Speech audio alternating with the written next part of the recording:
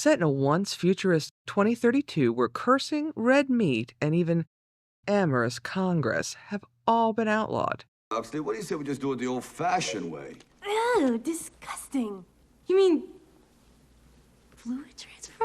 I mean, boating, the wild mambo, the hunka-chunka.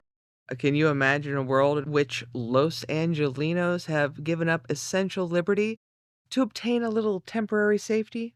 Thank you for rendering me unconscious. There are some spot-on societal predictions. Living in a world where a handful of corporations control what we consume is, in fact, not fiction. Pizza Hut was the only restaurant to survive the franchise wars. Do you really think this is the right thing for us to be doing, Ivana? What will people think? Let them talk. Donald. Ivana. It's wrong, isn't it? But it feels so right. Then it's a deal? Yes, we eat our pizza the wrong way. Crust first.